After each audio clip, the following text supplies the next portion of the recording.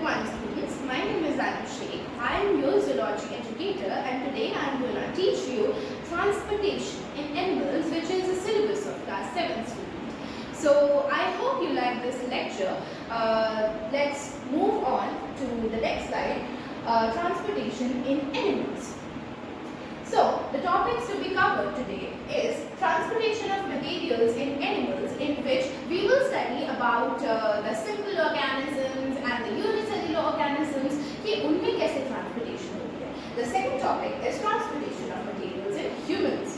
वहाँ पे हम लोग देखेंगे complex structures जो कि involved रहते हैं transportation. The third topic we are going to cover is blood. Then we have plasma, RBC, WBC, platelets, blood vessels, heart, blood circulation and heart. As we move further with our presentation and with our lecture, we will learn about all of these terms one by one. Moving on to our next topic, we have transportation of material in animals. So here we can see a picture of Hydra. So you all know that there are varieties of animals in the animal kingdom. So you know there are not just humans or just lions and the multicellular complex organisms, but there are simple unicellular organisms itself. ठीक है, तो हमें को पता है कि amoeba जैसे unicellular organism जो है वो भी प्रेजेंट रहते हैं और हाइड्रा जैसे मल्टीसेल्युलर तो सही लेकिन सिंपल ऑर्गेनिजम्स भी प्रेजेंट रहते हैं. ठीक है, अब उनके अंदर किस तरह के फंक्शंस रहते हैं वो हम लोग देखेंगे. तो अगर हम लोग अमीबा की बात करें तो आप सब लोगों को ये टर्म फेमिलियर होगी, ये ऑर्गेनिज्म फेमिलियर होगा. So amoeba is a unicellular organism. ठीक है, what is the meaning of unicellular? So the meaning of unicellular is that it is made of a single cell. Okay, so a unicellular organism is made up of a single cell, and here we are talking about amoeba. So amoeba is also made up of a single cell, and in those all the unicellular organism, the transportation या फिर जो दूसरे processes भी होते हैं, excretion, digestion, respiration, सारे के सारे processes diffusion के थ्रू होते हैं ना. outer membrane और body surface के बीच में जो diffusion होता है उनके थ्रू होते हैं, है ना. तो यहाँ पे mainly we are dealing with transportation, so we will only talk about transportation. ठीक है, तो transportation भी amoeba और unicellular organisms में कैसे होता है, diffuse के थ्रू होता है. Next we will talk about Hydra, which is a multicellular organism. But यहाँ पे क्या होता है कि ये बहुत simple होता है. तो यहाँ पे हम लोग का water canal system होता है. You see this is open. Hydras are mainly or mostly present in aquatic mediums. ठीक है, तो वो टेरेस्ट्रियल नहीं होते, एक्वेटिक होते हैं, पानी में पाए जाते हैं ना. तो यहाँ पे वाटर कैनाल सिस्टम एक फॉलो होता है स्पंजेस की तरह. ठीक है, तो यहाँ पे क्या है, यहाँ पे एक ओपनिंग रहती है जिसके थ्रू वाटर अंदर जाता है एंड वाटर अंदर जाता है सारे मिनरल्स के साथ और वो यहाँ पे कुछ छोटे छोटे पोर्स प्रेजेंट रहते हैं जो एक्सक्रीट आउट होते हैं, वो इसी पोर्स से हो जाते हैं, है ना. तो बहुत ही सिंपल सा प्रोसेस है जो कि यहाँ पे फॉलो होता है ना. तो अब हम लोग बढ़ेंगे आगे ह्यूमंस की तरफ या फिर हायर ऑर्गेनिजम्स की तरफ. ठीक है, so our next slide, transportation in human. Can you see how enormously the blood vessels, like everything is distributed in our whole body? This seems so interesting. Can you see this organ? Can you see this? This is a heart, which is the mastermind of this whole transportation system. तो सारा काम जो होगा mainly वो heart का ही होगा, तो वही जो है वो पंप करता है एंड वो बहुत ही इम्पोर्टेंट पार्ट यहाँ पे निभाएगा. ठीक है, और ये जो आपको रेड ब्लू से चार बिछे हुए दिख रहे हैं, what are these? So these are the blood vessels which we will know about in the next part of our lectures. ठीक है, तो ये जो रेड लाइन्स दिख रही है ना आपको, ये क्या है, आर्टरीज है, एंड ये जो ब्लू लाइन दिख रही है वो क्या है, वेन्स है. ठीक है, मूविंग ऑन, आगे बढ़ते हैं. आगे हमारा है ब्लड. ठीक है, तो ट्रांसपोर्टेशन सिस्टम में मेनली कौन कौन से कंपोनेंट्स रहते हैं. ठीक है, so there is blood. Okay, wait, let me write it down for you. So in transportation, wait a second. In transportation, what we will talk about is mainly we will talk about blood.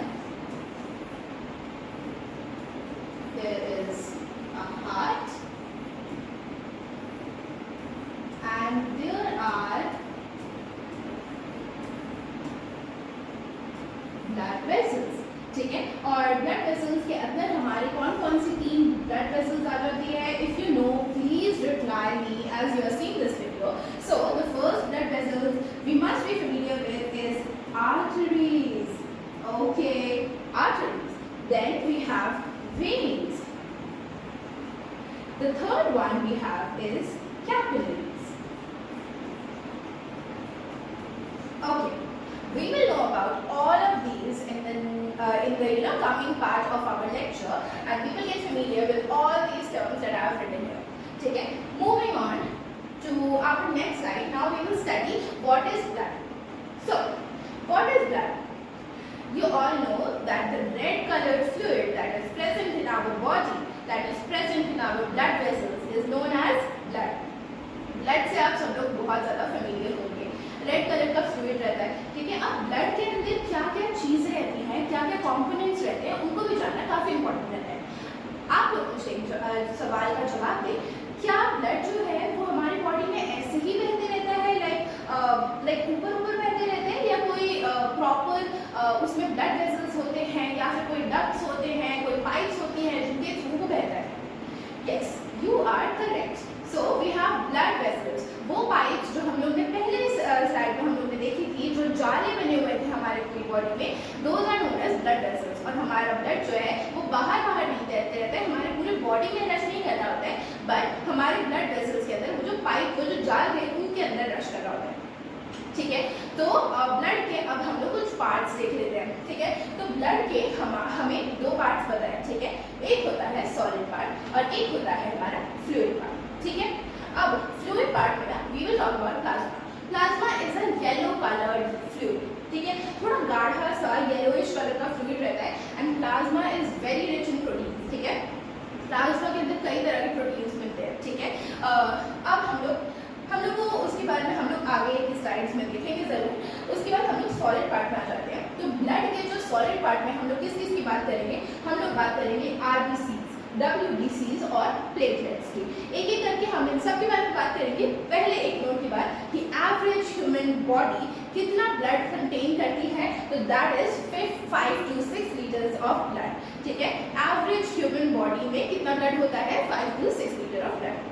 Moving on to our next slide, we have plasma. ठीक है, तो अब हम लोग liquid part of blood की तरफ बढ़ेंगे, जो कि क्या है? प्लाज्मा. जैसे कि मैंने आपको बताया कि येलो कलर का फ्लूइड रहता है. Okay, so here you can see in this photo, can you see this is a blood. ठीक है, ये हम लोगों ने ब्लड का सैंपल लिया. ठीक है, और इस ब्लड को हम लोग ने सेंट्रीफ्यूगल का जो प्रोसेस होता है वो हम लोगों ने किया है, और हम लोग यहाँ पे अभी इसके पार्ट्स देख पा रहे हैं ना. क्या आप लोग देख पा रहे हैं? तो ये जो है ये रेड ब्लड सेल्स हैं, जो हम लोगों ने पढ़ा कि ब्लड के क्या क्या कंपोनेंट होते हैं? RBCs, WBCs, platelets, and the fluid part is known as plasma. ठीक है, तो ज़्यादा से ज़्यादा यहाँ पर जो आपको 55% पार्ट दिख रहा है, वो क्या कौन सा दिख रहा है? ये येलो कलर का, दैट इज आवर प्लाज्मा. ठीक है, and here we have our RBCs which constitute 41%. ठीक है, तो हमारे ब्लड में 41% RBCs होते हैं, 55% प्लेटलेट्स होते हैं. मूविंग ऑन, WBC कितना रहता है हमारे पास? WBC और प्लेटलेट्स दोनों मिला के सिर्फ 4% कॉन्स्टिट्यूट करते हैं हमारी बॉडी में. ठीक है, तो ये हम लोग को जो भी कॉन्स्टिट्यूएंट्स थे हमारे ब्लड के, वो हम लोग को समझ आ गई कि कौन सी कितने मात्रा में मिल रहेगी. आपको दिख रही है छोटी सी लाइन है ये, जो सिर्फ दिखा रही है व्हाइट ब्लड सेल्स और प्लेटलेट्स को, है ना. और प्लाज्मा देखो कितना ज़्यादा एरिया कवर कर रहा है, राइट. अब हम लोग पढ़ते हैं, sorry. Okay, so moving on, what we have here is plasma is a pale yellow watery fluid part, जिसके बारे में हम पहले डिस्कस कर चुके हैं. Next is carries water and other dissolved particles like digested food, waste material, carbon dioxide from one place to another. ठीक है, तो इसका क्या काम होता है? ये वाटरी फ्लूइड है. अब आप मुझे बताओ, क्या सॉलिड पार्ट जो है वो डिसॉल्व चीज़ों को इधर से उधर करेगा? नहीं, राइट. जो फ्लूइड पार्ट है उसमें ही ज़्यादा से ज़्यादा की जो ट्रांसपोर्टेशन है वो आसान होगी, राइट. तो हम लोग यहाँ पे फ्लूइड पार्ट से ही ज़्यादातर अपना जो ट्रांसपोर्टेशन का काम है वो करते हैं, है ना. तो ये हमारा जो प्लाज्मा है ये क्या करता है? डाइजेस्टेड फूड जो होता है, जो वेस्ट प्रोडक्ट होता है, जो कार्बन डाइऑक्साइड होता है, उसको एक जगह से दूसरी जगह ले जाने का काम करता है, जो कि हमारे ब्लड में पाया जाता है. Very good. Next, it constitutes about 55% of the body, which we have discussed in this ठीक है, moving on to our next slide, we have RBCs. अब हम लोग सॉलिड पार्ट ऑफ ब्लड में मूव कर चुके हैं और हमारे पास है सबसे पहला constituent RBCs, which is also known as erythrocytes. RBCs को हम लोग क्या बोलते हैं? Erythrocytes. I will write it down for you, just a second.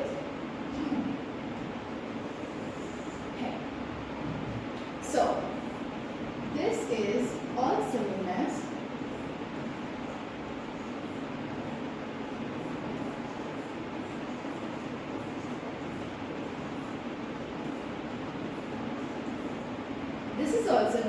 Erythrocytes. ठीक है, नाउ क्या लिखा है इसके बारे में? आपको ये दिख रहा है क्या? आपको ये फोटो दिख रही है? This is a typical diagram of RBCs. Can you see the shape? This shape is known as disc shape.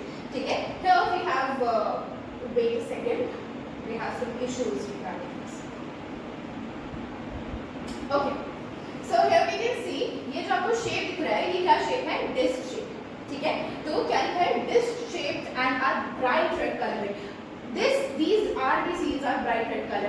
हमारे ब्लड में जो रेड कलर का जो ब्लड दिखता है ना, वो मेनली इस आरबीसी की वजह से ही हम लोग को वो ब्लड किस कलर का दिखता है? रेड कलर का दिखता है। और ये आरबीसीज रेड कलर के क्यों दिखते हैं? क्योंकि इनके अंदर एक पिगमेंट होता है जिसको हम लोग क्या बोलते हैं? हीमोग्लोबिन। ठीक है, ये हीमोग्लोबिन की वजह से ये रेड कलर के अपीयर होते हैं। ओके, ठीक है, तो क्या लिखा है इसके बारे में? Disc shaped and a bright red in colour because of the presence of haemoglobin, as we have discussed. The next point we have is hemoglobin binds with oxygen in blood and transports it from lungs to the tissues. Okay, so here hemoglobin का काम सिर्फ इसको red करना तो नहीं होगा, उसका काम ये है कि वो जो है वो ऑक्सीजन से बाइंड करता है, वो कार्बन डाइऑक्साइड से भी बाइंड करता है इंसान। ठीक है, तो वो क्या करता है? जो हमारा ब्लड फ्लो कर रहा होता है उसमें हमारे बहुत सारे कॉन्स्टिट्यूएंट्स होते हैं, as we have discussed, solid part and the fluid part. Okay, so उसमें आरबीसीज जो होते हैं ना, उनके अंदर हीमोग्लोबिन रहता है जो कि ऑक्सीजन के साथ बाइंड करता है। ठीक है, तो ऑक्सीजन के साथ बाइंड करके ये जो ब्लड है जिसमें ऑक्सीजन बाइंड किया हुआ है वो जाता है टिश्यू तक।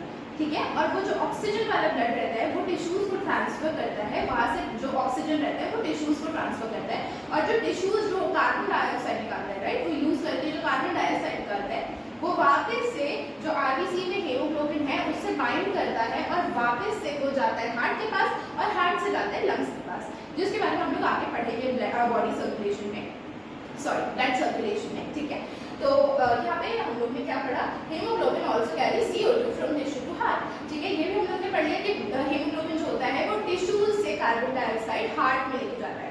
ठीक है, एक बात याद रखिएगा कि हीमोग्लोबिन जो है वो ऑक्सीजन कहाँ से कहाँ तक लेके जाता है?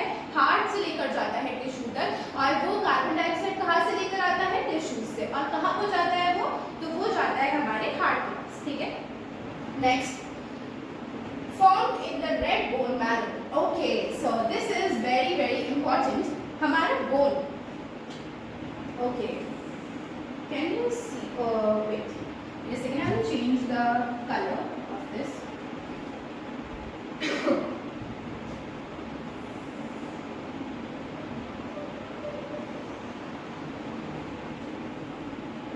Here. This is a typical bone. And this region, do you know what this region is? This is the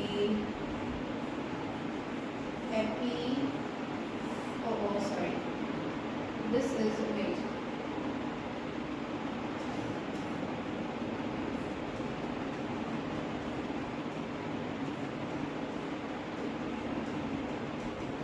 This is the epiphysis region. ठीक है, ये वाला जो रीजन है और ये वाला जो रीजन है, ये कौन सा रीजन है? एपिफाइसिस का रीजन है। ठीक है, और हमारी रेड बोन मैरो कहाँ रहती है? इस एपिफाइसिस रीजन में हमारी रेड बोन मैरो रहती है। क्या आपने येलो बोन मैरो के बारे में सुना है? तो हमारे जो बोन है उसमें येलो बोन मैरो भी प्रेजेंट रहती है। तो हमारी जो येलो बोन मैरो रहती है वो इस रीजन में प्रेजेंट रहती है, एंड हमारी जो रेड बोन मैरो रहती है वो इस रीजन में प्रेजेंट रहती है। तो आरबीसीज जो होते हैं वो कहाँ पे बनते हैं? हमारे रेड बोन मैरो में बनते हैं। हमारे बोन्स के अंदर ये जो एपिफाइसिस रीजन है जहाँ पे रेड बोन मैरो रहता है वहाँ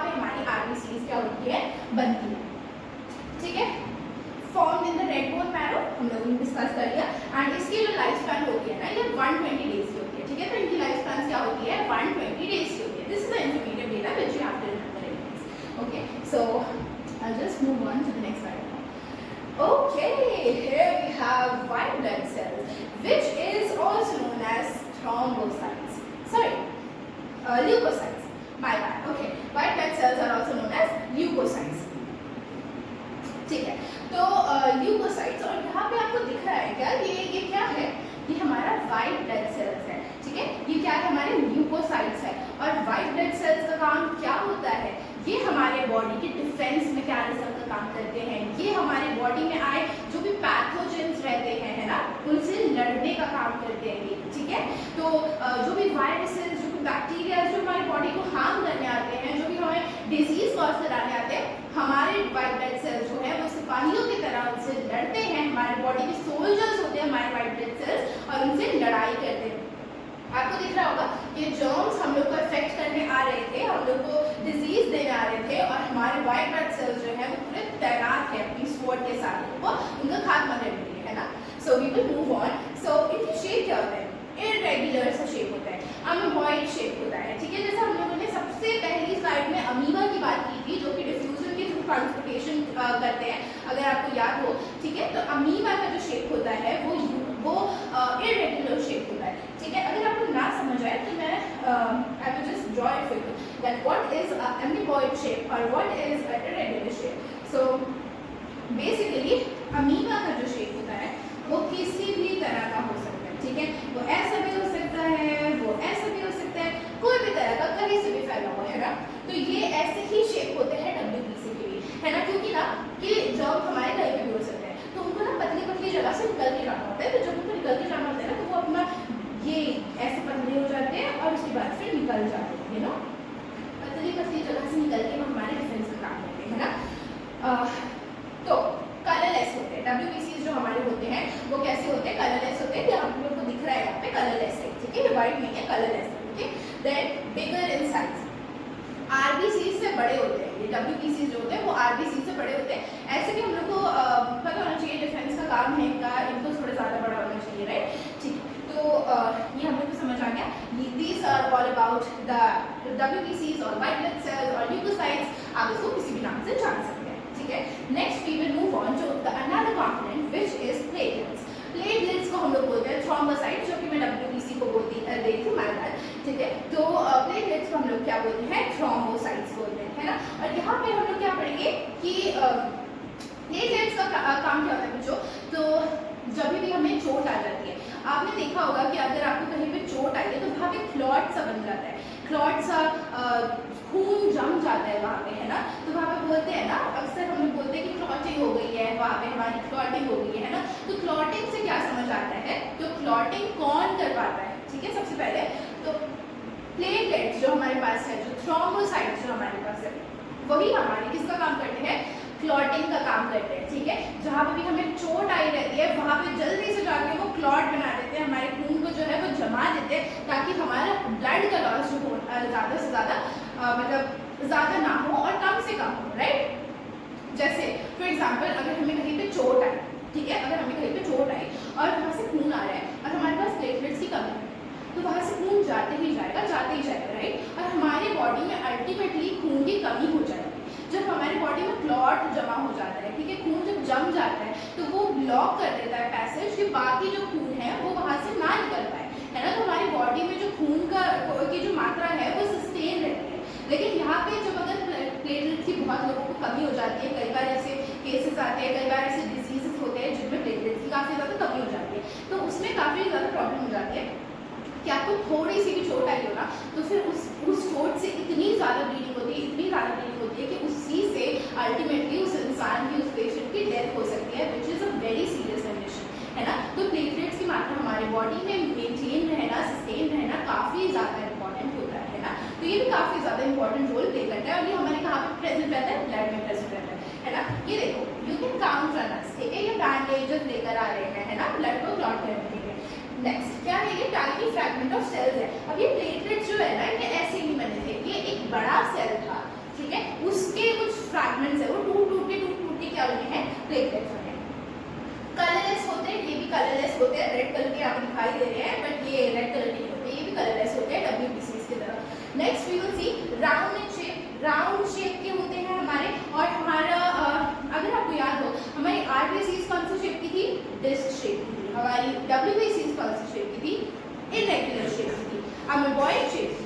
है ना, और हमारा प्लेटलेट जो है कौन से शेप का है, राउंड शेप का है। Very nice. Helps to form clot to prevent excessive loss of blood, है ना। तो यहाँ पे हम लोग को क्या क्या पता चल रहा है, जो हम लोग पढ़ चुके हैं, ये क्या करता है, क्लॉट बनाने का काम करता है ताकि ज्यादा से ज्यादा ब्लड को ये रोक सके, हमारे बॉडी की में ब्लड की कमी ना हो, उसको उससे रोक सके हम लोग, ठीक है। Moving on. Okay, here I have made this whole flow chart for you to understand better, ठीक है। तो ये हमारा क्या है, ब्लड है, और ब्लड के दो पार्ट हम लोग को दिखाई दे रहे हैं यहाँ पे। प्लाज्मा वाला पार्ट है ये, और ये फॉर्म्ड एलिमेंट्स का पार्ट है, ठीक है, फॉर्म्ड एलिमेंट्स का पार्ट है। अब ये ल्यूकोसाइट्स क्या थे, मैंने आपको बताया ल्यूकोसाइट्स क्या थे, WBCs, एग्जैक्टली। एरिथ्रोसाइट्स क्या थे, RBCs, वेरी गुड। तो हमारे जो ब्लड के दो पार्ट होते हैं, एक होता है प्लाज्मा जो कि फ्लूइड पार्ट होता है, और एक होता है सॉलिड पार्ट जिसको हम लोग फॉर्म्ड एलिमेंट्स भी बोलते हैं, ठीक है, फॉर्म्ड एलिमेंट्स भी बोलते हैं। ओके, फॉर्म्ड एलिमेंट्स के तीन पार्ट होते हैं, WBCs, platelets and erythrocytes. Platelets को क्या हम लोग बोल रहे थे, थ्रोम्बोसाइट्स, वेरी नाइस, ठीक है।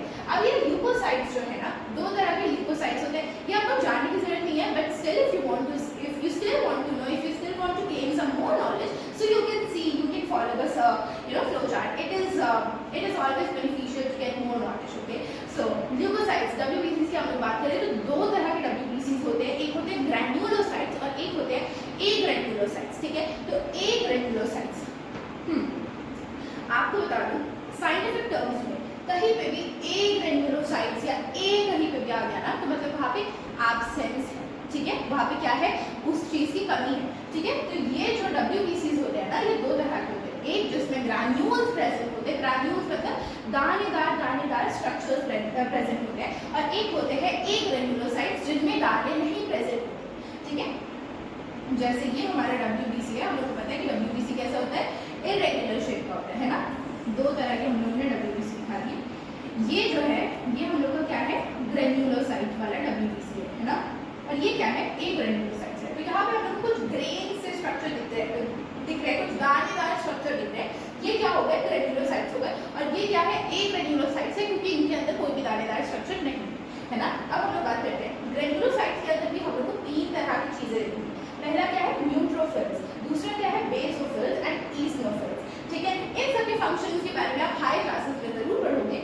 यहाँ पे एक ग्रैन्युलोसाइट्स में हम लोग लिम्फोसाइट्स और मोनोसाइट्स को देखेंगे, है ना, उनके बारे में भी आप आगे पढ़ोगे। सो नेक्स्ट हम लोग का प्लाज्मा जो है, प्लाज्मा के अंदर हम लोग को क्या दिख रहा है, प्लाज्मा के अंदर एज वी नो कि प्लाज्मा बहुत रिच होता है हर एक चीज में, चाहे वो ट्रांसपोर्टेशन जब हम लोग करवा रहे हो तो डाइजेस्टेड फूड हो, या फिर वेस्ट प्रोडक्ट्स हो, या फिर कार्बन डाइऑक्साइड, ऑक्सीजन हो, ये सब में भी काफी ज्यादा रिच रहता है। तो यहाँ पे और बहुत सारे कॉन्स्टिट्यूंट्स रहते हैं इसके अंदर। वो क्या है, प्लाज्मा में क्या होता है, अमाइनो एसिड्स रहते हैं ना, बहुत ही प्रोटीन रिच होता है प्लाज्मा हमारा। अमाइनो एसिड्स रहते हैं, nutrients, proteins, gases, electrolytes, nitrogenous bases, सब चीज यहाँ पे प्रेजेंट रहती है प्लाज्मा में। प्लाज्मा बहुत ही रिच रहता है कॉन्स्टिट्यूएंट्स के मामले में, ठीक है। प्रोटीन्स में बात करें तो तीन तरह की प्रोटीन हम लोग की रहती है, एक होती है एल्ब्यूमिन्स, फिब्रिनोजेन और ग्लोबुलिन्स। इन दोनों का तो आपको कोई काम नहीं है। फिब्रिनोजेन के बारे में मैं आपको बता देती हूँ कि ये जो फिब्रिनोजेन है ना, यही जो है ये ब्लड क्लॉटिंग में ये भी हेल्प करता है। फिब्रिनोजेन्स भी जो होते हैं ये भी हेल्प करते हैं, ठीक है। Moving on to our next slide, we have blood vessels.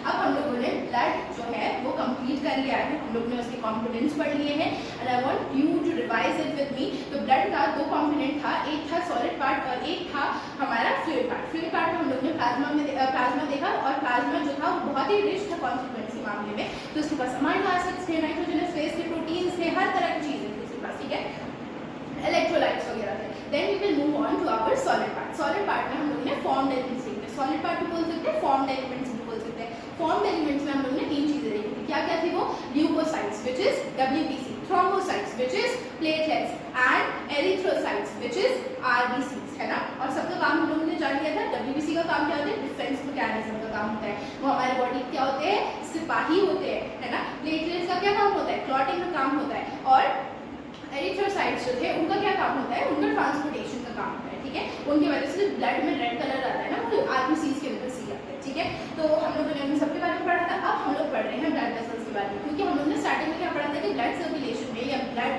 Transportation जो हम लोग पढ़ रहे हैं, तो इसमें हम लोगों को ब्लड से डील करना है, हार्ट से डील करना है, blood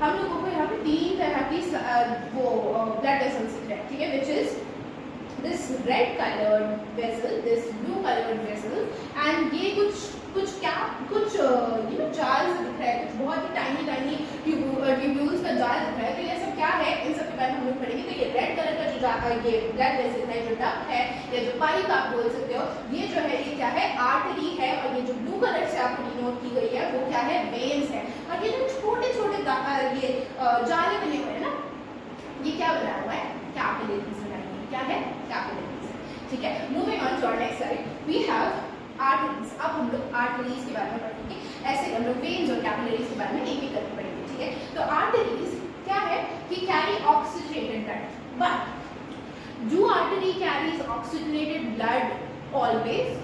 no, there is one artery which carries deoxygenated blood and which is known as the pulmonary artery, ठीक है। पल्मोनरी वर्ड, ठीक है।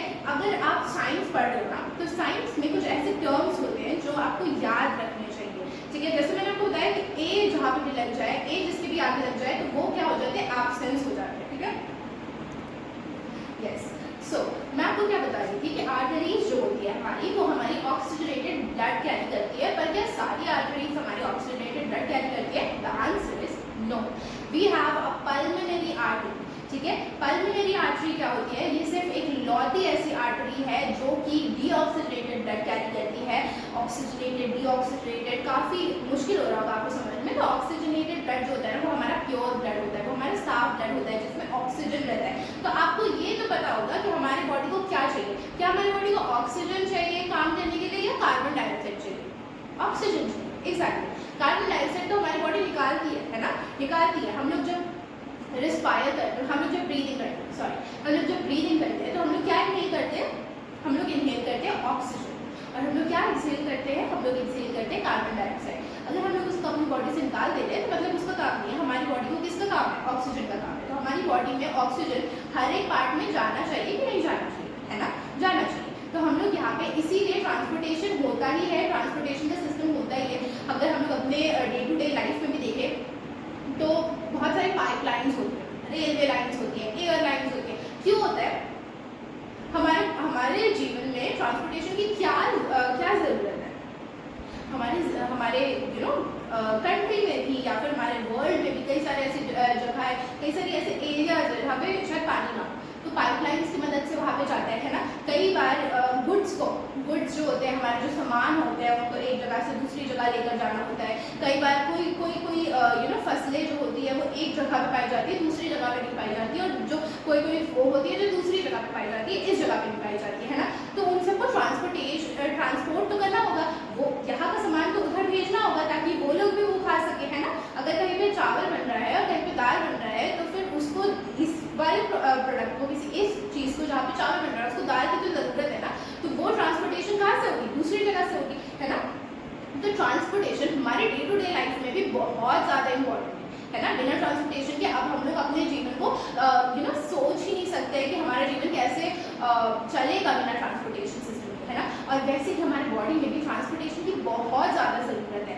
अब आप मेरे को एक बात बताओ कि अगर हम लोग इनहेल कर रहे हैं, हम लोग ब्रीथ कर रहे हैं, ठीक है, और हमारा ऑक्सीजन जो है हमारे लंग्स तक इसी में भेज, क्या हमारी बॉडी काम कर पाएगी? क्या हमारे ब्रेन को ऑक्सीजन की ज़रूरत नहीं है? क्या हमारे और बॉडी पार्ट्स जो है, हमारे हाथ, हमारे पैर, हमारा पेट, हमारी किडनीज, क्या उसको ऑक्सीजन की ज़रूरत नहीं है?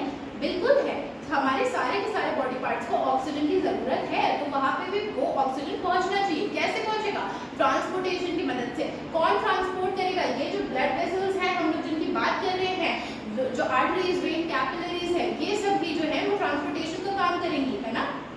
तो मैं आपको ये बता रही थी कि साइंस में कुछ ऐसे शब्द होते हैं जो हम लोग को याद रखने चाहिए। जैसे कि मैंने आपको बताया कि किसी भी शब्द के आगे अगर ए लग जाए तो मतलब वहाँ पे उस चीज़ का एब्सेंस है, ठीक है। जैसे कि मैंने आपको बताया एक ग्रेन्यूलोसाइट्स, यानी यहाँ पे ग्रैन्यूल्स नहीं प्रेजेंट है। वैसे ही यहाँ पे मैं बात कर रही हूँ पल्मोनरी का। पल्मोनरी वर्ड जो है ना, वो लंग्स को डिनोट करते हैं। पल्मोनरी जहाँ पे लगा है तो मतलब वो लंग्स से कहीं ना कहीं रिलेटेड है। ये आपको आपसे याद रखना है कि पल्मोनरी वर्ड लंग्स से डिनोटेड है। तो लंग्स जहाँ पे भी हम लोग पल्मोनरी लगाएंगे, मतलब क्या मतलब है उसका, कि वहाँ पर हम लोग लंग्स की बात कर रहे हैं, है ना। तो यहाँ पे अगर मैंने बोला कि पल्मोनरी आर्टरी एक ऐसी आर्टरी है जो सिर्फ एक लौती ऐसी आर्टरी है जो कि डीऑक्सीजनेटेड ब्लड, यानी जो इम्प्योर ब्लड है, यानी वो ब्लड जिसमें कार्बन डाइऑक्साइड बहुत ज़्यादा है और ऑक्सीजन की मात्रा कम है, वो ब्लड जो है वो कैरी करता है। ठीक है, तो इस बात का क्या मतलब है, पल्मोनरी आर्टरी यानी ये एक ऐसी आर्टरी है जो कि लंग्स में जाती है। ठीक है, जो कि क्या कहा जाती है, लंग्स में। और हम लोग आगे ये जब पढ़ेंगे, जब इस चैप्टर में हम लोग आगे जाएंगे तो हम लोग देखेंगे कि लंग्स की जो है वो प्योरिफिकेशन का काम करता है, जो हार्ट है वो पंप करने का काम करता है, लंग्स जो है वो प्योरिफिकेशन का काम करता है और ब्लड वेसल जो है वो एक चीज़ को इधर से उधर लेके जाता है। तो बेसिकली अभी आपको बस इतना जानना है कि जो आर्टरीज होती है वो ना ऑक्सीजन रिच ब्लड, जो अच्छा ब्लड है, जो प्योर ब्लड है हमारे लिए, ठीक है, जो ऑक्सीजन में एकदम ऑक्सीजन रिच है, ठीक है, वो ट्रांसपोर्ट करता है। लेकिन एक लौती ऐसी आर्टरी है जिसको हम लोग पल्मोनरी आर्टरी कहते हैं, जो कि ब्लड को हार्ट से लंग्स में लेके जाती है, उसमें सिर्फ एक इम्प्योर ब्लड रहता है, डीऑक्सीडेटेड ब्लड, बस ये एक एक्सेप्शन है। ठीक है, आगे क्या है, थिक इलास्टिक मस्कुलर, ये क्या होती है, थिक, आप दिख रहे हैं, देखिए ये आर्टरी का डायग्राम है। ठीक है, जो पाइप है ना उसको हम लोगों ने बीच से काट दिया है, उसको हम लोग क्या बोलते हैं, ट्रांसवर्स सेक्शन बोलते हैं। ठीक है, तो ये आर्टरी का वो जो पाइप है, फॉर एग्जाम्पल आप इमेजिन करो, ठीक है, आप इमेजिन करो कि जो पाइप आपको नॉर्मली पता होगी, ठीक है, आप उसको बीच से काट दो, ठीक है, तो एक होल से दिखता है आपको और उसकी वॉल होती है बाहर का मटेरियल का एक सर्कल सा बना रहता है, बस वही, ठीक है, वो ही पाइप है हमारी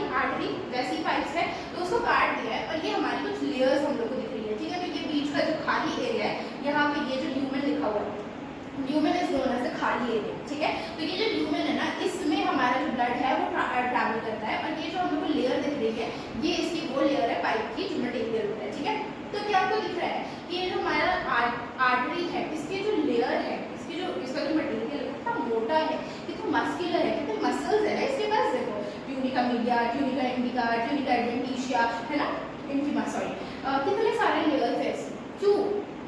क्योंकि ये जो ब्लड है ये बहुत ही ज़्यादा झटके से आता है। हम लोग को पता है कि आर्टरीज जो होती है ना वो हमेशा हार्ट से निकलती है, हार्ट से ब्लड को लेकर आती है और हार्ट हम लोग को पता है क्या करता है, पंप करता है ना, तो वो जो पंप करता है तो उसके अंदर से जो ब्लड निकलता है वो काफ़ी झटके से निकलता है उसके पंप करने की वजह से, और जिसकी वजह से अगर हमारी वॉल्स मोटी नहीं होगी तो हमारी वॉल्स फट जाएंगी। इतना अगर प्रेशर लगाएगा ब्लड हमारा तो हमारी वॉल्स क्या होंगी, फट जाएंगी और फिर पूरा ब्लड जो है वो फैल जाएगा, है ना, तो ये नहीं होना चाहिए हमारी बॉडी में, राइट। इसीलिए हमारी आर्टरीज की जो वॉल्स होती है ना वो काफ़ी ज़्यादा थिक होती है, काफ़ी ज़्यादा मस्कुलर होती है, काफ़ी ज़्यादा स्ट्रॉन्ग होती है in comparison to veins. Veins में अगर आप देखो तो वेन्स की जो बॉल है हमारा वेन्स का, वो इतना मस्कुलर दिख रहा है कि आपको देखो कितना पतला सा बॉल है ना, क्यों? क्योंकि वेन्स में उतने प्रेशर से हमारा ब्लड नहीं जाता है, वेन्स में बहुत स्लो हमारा ब्लड जाता है। ठीक है, अब ये प्रेशर से ना हम आगे पॉइंट्स को भी कवर कर सकते हैं। ठीक है, जैसे कि ये जो आर्टरीज है इनके अंदर कोई वॉल्स नहीं लगे। वॉल्स मतलब क्या होता है, ब्लड वेसल्स में ना ऐसे दीवार कुछ लगी रहती है, गेट सा लगा रहता है। ठीक है, इस तरह से गेट सा लगा रहता है। ठीक है, जो कि गेट जो है प्रेजेंट रहता है ताकि जो ब्लड का फ्लो हो रहा है वो एक ही डायरेक्शन में हो। ठीक है, यहाँ से आ रहा है ब्लड, यहाँ पे गेट लगा है, ये खुल जाएगा और ये आगे चले जाएगा, फिर ये बंद हो जाएगा, है ना, ताकि जो ब्लड है वो वापस पीछे तरफ में ना आ सके, है ना। आर्टरीज में क्या इसकी जरूरत है? नहीं। क्यों? क्योंकि इतने प्रेशर से ब्लड आता है, इतनी तेजी में आ रहा है, इतने प्रेशर के साथ आ रहा है कि वो जो है वो एक ही डायरेक्शन में, खुद से ही इतने प्रेशर लग रहा है एक डायरेक्शन में मोटर लगा हुआ है तो वो वापस आएगा क्या? वो पानी नहीं, राइट, वो पानी एक ही डायरेक्शन में जाएगा, उसको जरूरत ही नहीं है किसी और दरवाजे की, है ना। तो यहाँ पे अगर आप आर्टरीज की बात करो तो यहाँ पे कोई वॉल्स वगैरह नहीं प्रेजेंट रहते, कोई दरवाजा नहीं प्रेजेंट रहता है। ठीक है, लेकिन वेन्स में प्रेजेंट रहते हैं दरवाजे। क्यों? क्योंकि वहाँ पे प्रेशर के साथ नहीं आता है ब्लड, है ना। तो हम लोग देख लेते हैं क्या लिखा हुआ है यहाँ इसकी वॉल्स के बारे में लिखा हुआ है, thick elastic and muscular because blood flows with jerk in high pressure. हम लोग ने पढ़ लिया इसके बारे में। Pulmonary artery carries deoxygenated blood from heart to lungs, ये भी हम लोगों ने पढ़ लिया है ना कि पल्मोनरी आर्टरी एक लौती ऐसी आर्टरी है जो कि डीऑक्सीडेटेड ब्लड, जो कि इम्प्योर ब्लड जो है उसको कैरी करती है हार्ट से लंग्स तक। ठीक है, यहाँ पे क्या है, they are deep seated, hard to locate them, do not contain walls. ठीक है, डू नॉट कंटेन वॉल्स तक तो हम लोगों ने कवर कर लिया है। ये क्या है, डीप सीटेड क्या है? तो हम लोग ना आर्टरीज को कभी भी अगर आपने सुई लगाई हो या फिर कभी भी आपने देखा हो नर्स लोगों को बात करते हैं तो वो लोग हमेशा बोलते हैं कि वेन्स में सुई लगानी है, क्या वो कभी बोलती है कि आर्टरीज में सुई लगानी है, क्या वो बोलती है कि मैं तुम्हारी आर्टरी ढूंढ रही हूँ, कि वो बोलती है तुम्हारी वेन्स ढूंढ रही हूँ, है ना। जब वो यहाँ पे लगाती है तो यहाँ पे आपने देखा होगा आपके हाथ में ग्रीन कलर की लाइन होगी, मतलब ग्रीन कलर की नसें दिख रही होगी, ब्लू कलर की नसें दिख रही होगी, क्या वो आर्टरी आर्टरी नहीं है। आर्टरी जो होते हैं ना हमारे बॉडी के काफी अंदर तक घुसा रहता है, तो हम लोग कभी आर्टरी को ऊपर से सुपरफिशियली नहीं देख सकते, ठीक है। सुपरफिशियल मतलब ऊपर से, ठीक है। तो we can never locate arteries superficially because they are very deep seated, बहुत ही अंदर तरफ यू नो प्लेस रहती है, ठीक है। ये हो गया हमारा। नेक्स्ट की तरफ चलते हैं हम लोग। आर्टरीज हमारा कवर हो चुका है, ठीक है। अब हम लोग बढ़ते हैं वेन्स की तरफ। वेन्स का डायग्राम हम लोग पिछले डायग्राम में देख चुके हैं कि उसका जो वॉल है वो कितना पतला सा है, उसका जो ल्यूमेन है, जो लाइक बीच का एरिया है ना, वो बहुत बड़ा सा है, और उसकी जो वॉल है वो बहुत पतली है ना। अब हम लोग आगे बढ़ते हैं।